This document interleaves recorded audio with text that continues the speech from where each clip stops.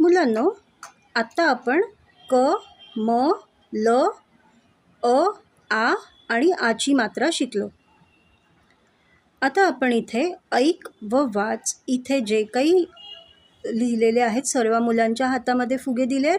त्या फुग्यांवर जे काही लिहिलं आहे आपण ते वाचूया.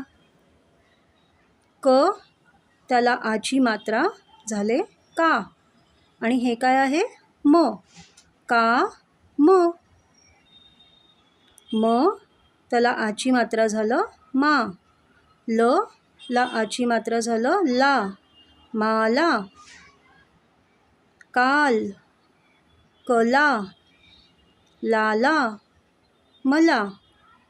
आला, आलम, मका, कमल, लाल, मामा, काका, मलम.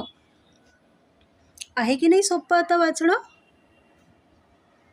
ऐक व जोड. क, इथे तुम्हाला दिली आहेत चित्र. क वरून सुरू होणारं चित्र कोणतं? कढई. मग त्याला आपण जोडूया.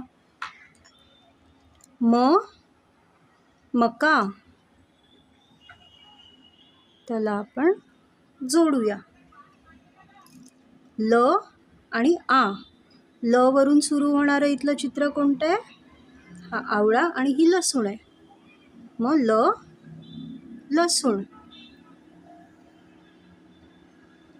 आ, आवळा.